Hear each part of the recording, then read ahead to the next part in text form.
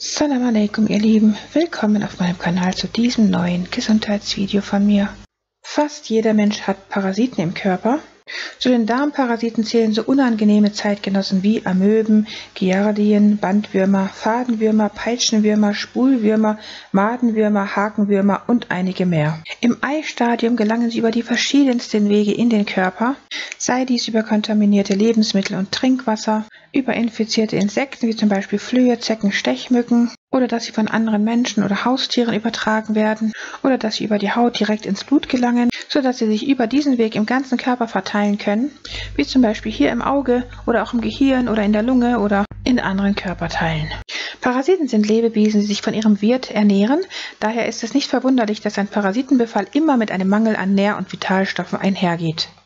Alleine daraus können sich je nach Alter und allgemeiner gesundheitlicher Situation des Betroffenen die unterschiedlichsten Krankheiten entwickeln. Sie scheiden zudem toxische Stoffwechselprodukte aus, die den Darm ebenso belasten wie die Leber und das Immunsystem. Es entstehen Entzündungsprozesse im gesamten Körper, sodass auch die Gefahr einer selbstzerstörerischen Überreaktion des Immunsystems aufgrund einer völligen Überlastung besteht.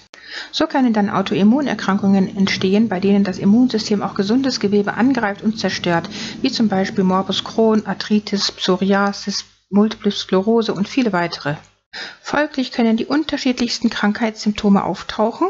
Da diese in der Regel aber nicht von der Schulmedizin in Verbindung mit einem möglichen Parasitenbefall gebracht werden, können auch die angewandten Therapien oftmals nicht erfolgreich sein.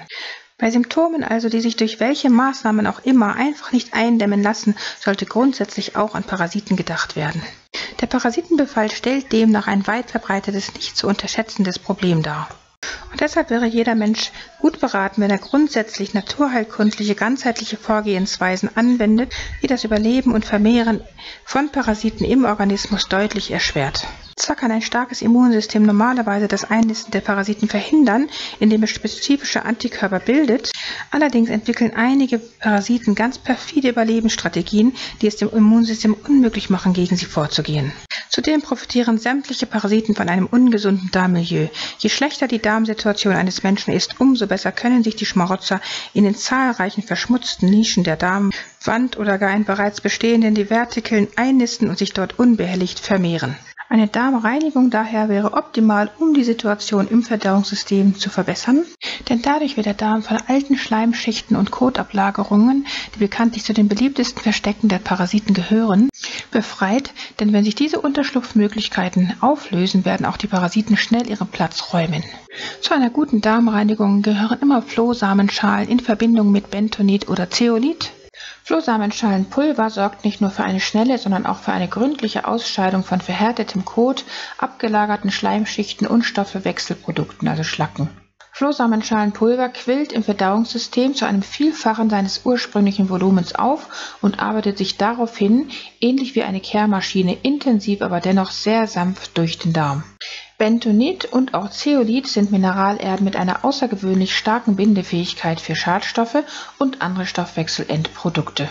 Sie stellen eine optimale Ergänzung zum Flohsamenpulver dar, da sie die vom Flohsamenschalenpulver gelösten Ablagerungen an sich binden und mit dem Stuhl ausleiten.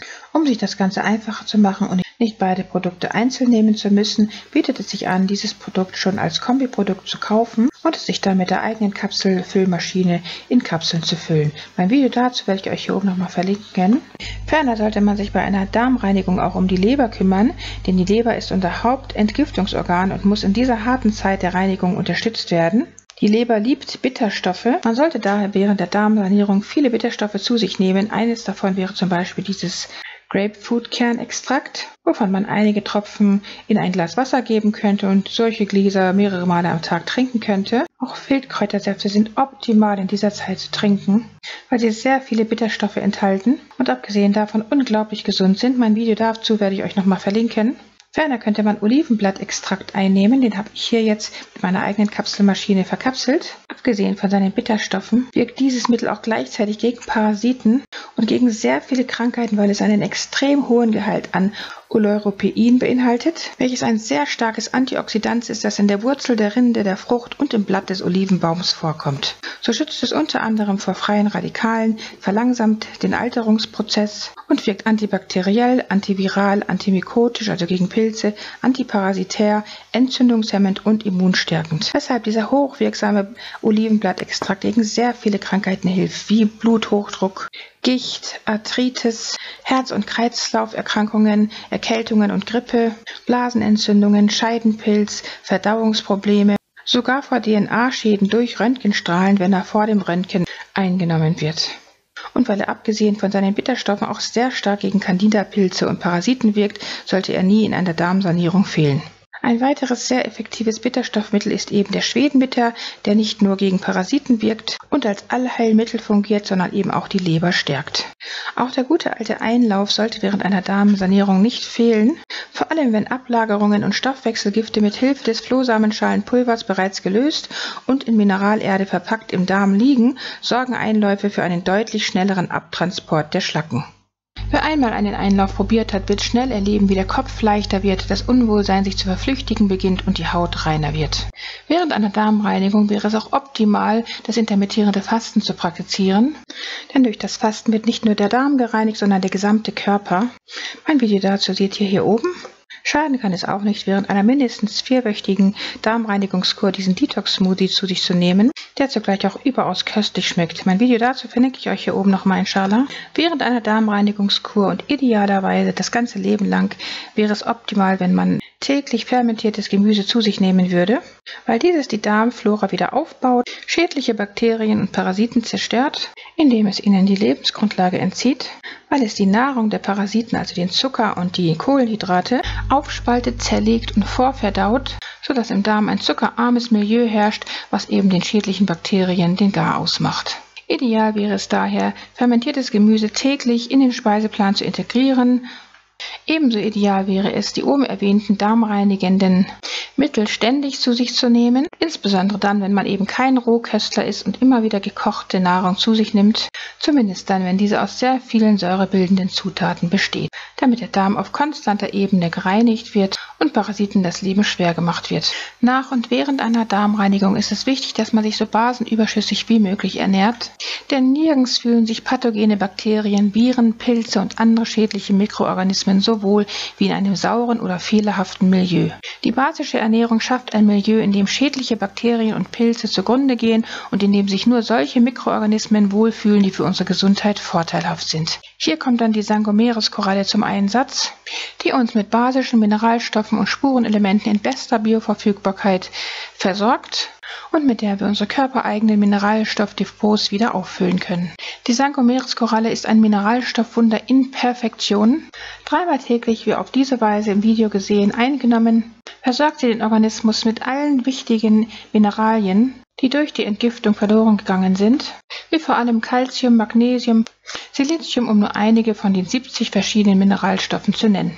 Folgende natürliche und hochwirksame Mittel, die ich alle verwende, wirken sehr gut gegen Parasiten, Pilze, pathogene Bakterien und andere schädliche Darmbewohner. Das hier ist das Wasserstoffperoxid. Das ist ein vergessenes Heilmittel, was früher in jeder Hausapotheke vorzufinden war und das auch sehr günstig zu erstehen ist. Die 3,5%ige Wasserstoffperoxidlösung, also H2O2, geht eine Reaktion mit Wasser ein und das auch im Körper sowie auch äußerlich am Körper angewendet, indem es Sauerstoff freisetzt und damit alle schädlichen Parasiten, Bakterien und Pilze im Organismus eliminiert.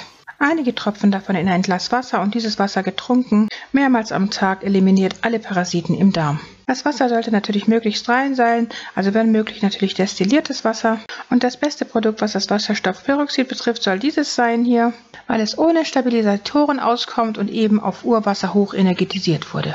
Man könnte sich mit dieser H2O2 Wassermischung auch den Mund ausspülen und damit sehr gut gegen Karies und pathogene Keime im Mund vorgehen. Ein weiteres wirksames Mittel gegen Parasiten im Darm sind folgende 2 Öle, das Nelkenöl und Oreganoöl.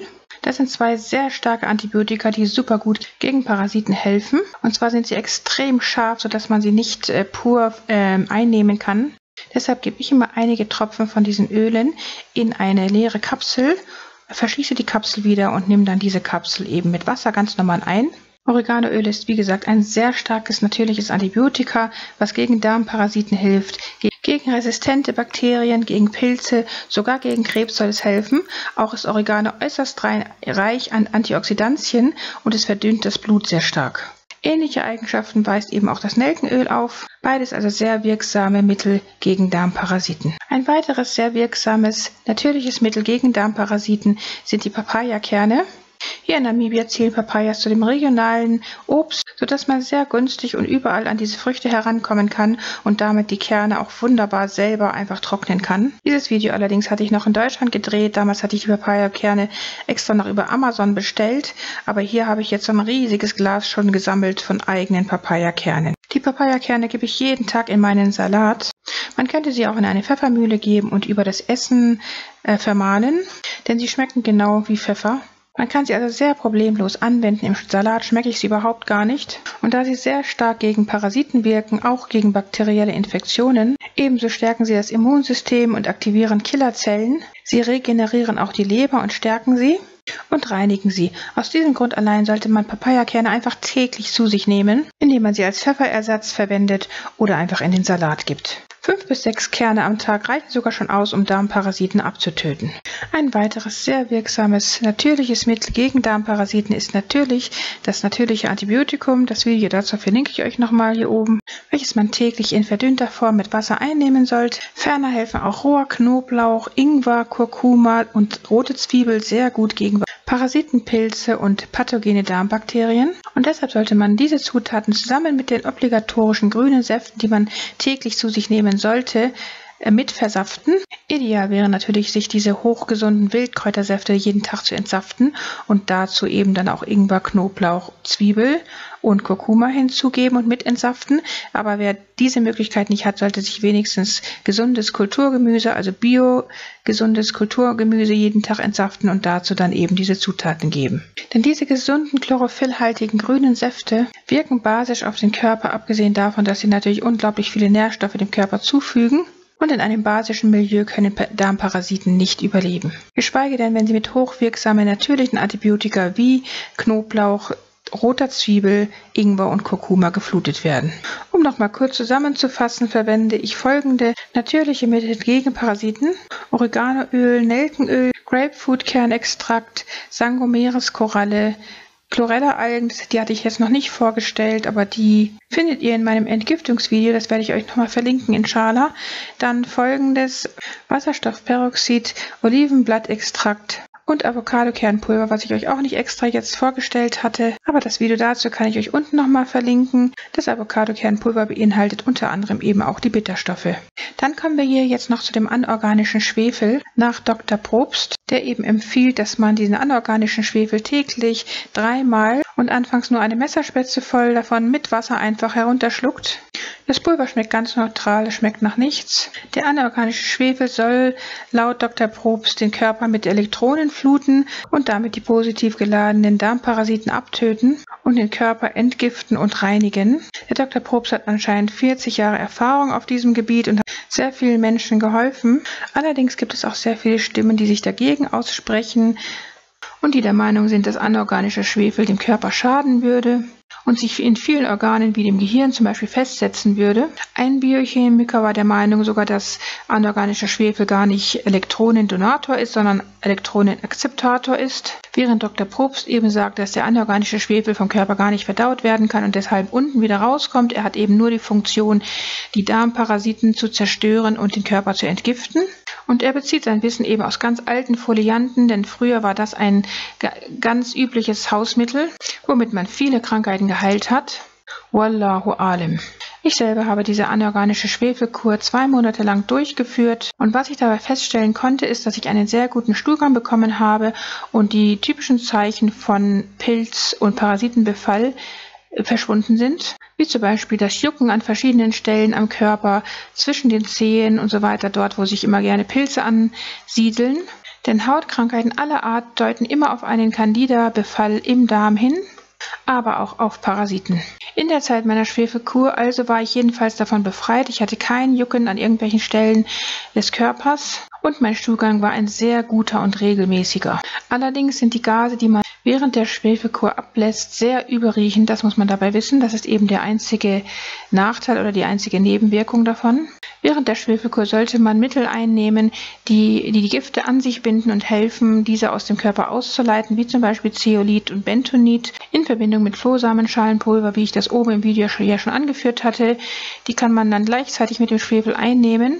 Ferner könnte man auch die Ascophyllum nodosum, also die Braunalge, einnehmen, die sehr stark bei der Entgiftung hilft, die also sehr stark die Toxine an sich bindet und sie aus dem Körper ausleitet. Ich hatte mich während dieser Kur sehr gut gefühlt, aber wie das Endresultat letztendlich aussieht und ob der Schwefel wirklich keine anderen schädlichen Nebenwirkungen auf den Körper hat, das weiß nur Allah.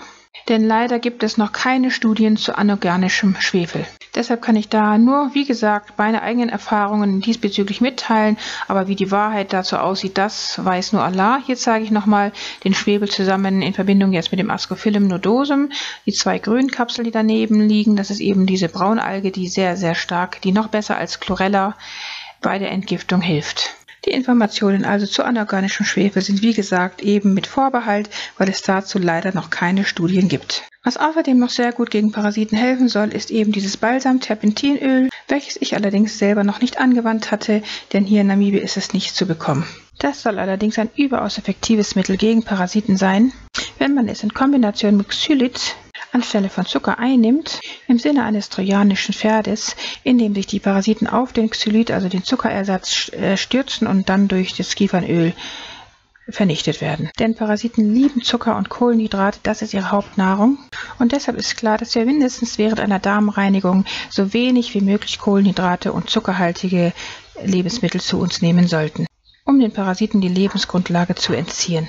Aber auch grundsätzlich ist es zu empfehlen, immer wenig Kohlenhydrate, wenig zuckerhaltige Lebensmittel, dazu zählt auch Obst leider, zu sich zu nehmen, stattdessen viel fermentiertes Gemüse zu sich nehmen und viel grünes Gemüse und grüne Säfte in den Speiseplan täglich zu integrieren. Eine grünlastige und gemüselastige Ernährung wäre natürlich ideal, weil sie den Parasiten auf diese Weise keine Lebensgrundlage bietet. Und selbst wenn man durch oben genannte Methoden die meisten Parasiten losgeworden ist, wird man sie trotzdem nie ganz loswerden, weil man sich immer wieder neu mit Parasiteneiern infizieren kann, denn diese Larven sind überall zu finden, sogar im ganz normalen Leitungswasser, was auch einen weiteren Grund liefert, sein eigenes Wasser zu destillieren. Ein Video dazu werde ich euch unten auch nochmal verlinken in der Infobox. Wichtiger als alle Parasiten komplett loswerden zu wollen, was ein fast hoffnungsloses Unterfangen ist, da man sich immer wieder neu anstecken kann. Viel wichtiger ist es daher, die Parasiten in Schach zu halten durch eine gesunde Darmflora und durch oben genannte Methoden, die man möglichst immer anwenden sollte, auch durch die regelmäßige Einnahme von Bio-Kokosfett und dass man nur Kokosfett zum Anbraten benutzt, da besonders die Laurinsäure darin für ihre pilz- und parasitenfeindliche Wirkung bekannt ist. Und wichtig ist es auch, dass man sich vorwiegend basenüberschüssig ernährt und stark verarbeitete, säurebildende und auch Fertigprodukte möglichst meidet. Wer diese Empfehlungen, die oben genannten Produkte, insbesondere auch täglich einen Wildkräutersaft sich presst, der wird damit gut fahren, inshallah, und sich weitgehend vor einem Überhandnehmen von schädlichen Parasiten bewahren. In diesem Sinne wünsche ich euch gute Gesundheit, eine gesunde Darmflora und ein überwiegend parasitenfreies Leben. Dann sehen wir uns inshallah wieder beim nächsten Video. Liebe Grüße, Salam alaikum, eure Mariam.